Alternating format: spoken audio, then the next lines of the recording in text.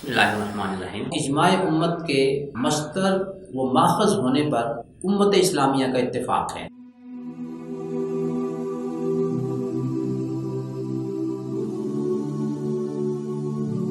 لیکن ہمارے ایک دوست غامدی صاحب امت اسلامیہ سے علیحدہ اپنی ایک راہ بنائے ہوئے ہیں۔ وہ اجماع امت کو شریعت اسلامیہ کا ماخذ تسلیم نہیں کرتے، بلکہ وہ اس کو ایک بدعت قرار دیتے ہیں۔ اب اجماع کے حجت ہونے پر حدیث شریف کے حوالے سے جو دلیل ہے وہ نبی اکرم صلی اللہ علیہ وسلم کا یہ ارشاد مبارک ہے، ان اللہ لا یجمع امتی علی ضلالہ، اللہ تعالیٰ میری امت کو گمراہی پر جمع نہیں کریں گے۔ اس حدیث کو غامدی صاحب کے ممدوح عالم جناب البانی صاحب نے صحیح الجامع صغیر میں اور مشکات میں صحیح قرار دیا ہے۔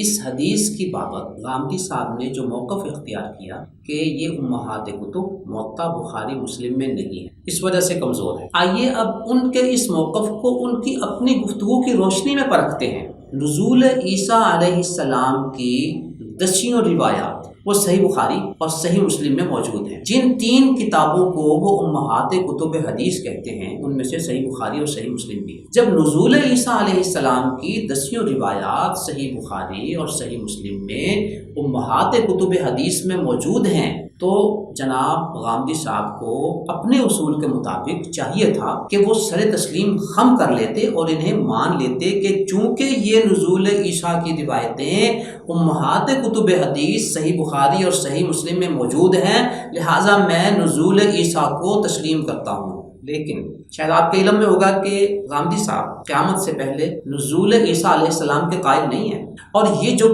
دلائل ہیں، جو احادیث ہیں صحیح بخاری اور صحیح مسلم کی، ان کو مسترد کرنے کے لیے انہوں نے ایک اور نئی منطق یہاں پہ ڈھونڈی۔ یہاں انہوں نے اپنا خود ساختہ ایک اور اصول بنا لیا کہ چونکہ صحیح بخاری اور مسلم کی یہ روایتیں موطا امام مالک میں نہیں ہیں، لہٰذا میرے نزدیک یہ قابل قبول نہیں ہے۔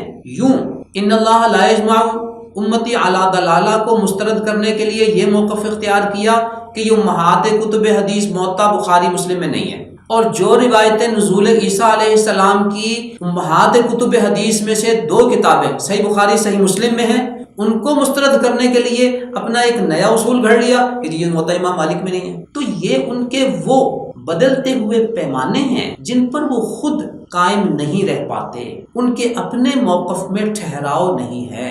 اب آپ ذرا سنیے نزول عیسیٰ کی روایات کے بارے میں جو بخاری مسلم میں ہیں، اور چونکہ موطا میں نہیں ہے تو وہ ان کو اس وجہ سے مسترد کر رہے ہیں کہ یہ موطا میں نہیں ہے۔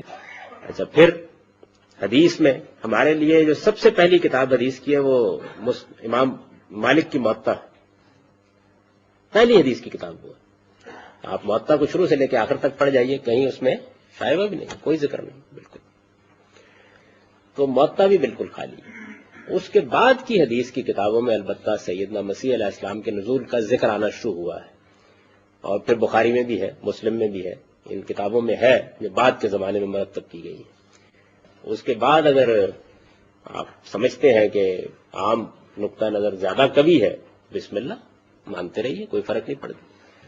اور اگر آپ وہ رائے قائم کریں جو میرا اس معاملے میں رجحان ہے، تو امید ہے کہ غور و خوض کے کچھ اور سامان بھی کھلیں گے آپ کے۔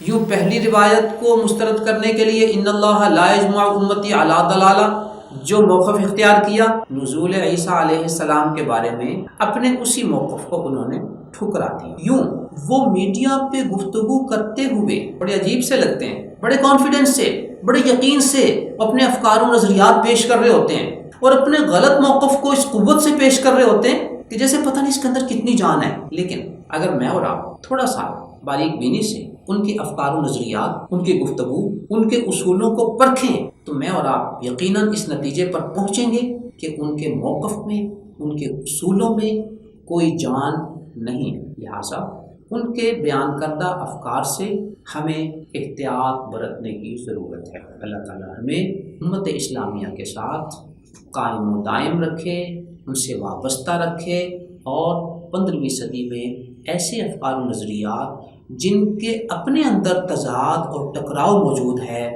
جن کے اندر خود ٹھہراؤ نہیں ہے، جن کی کوئی علمی بنیاد نہیں ہے، اللہ تعالیٰ ہمیں ان سے دور رکھے اور ان سے محفوظ رکھے، آمین۔ نظروا للطيبة ونور طه يسطعون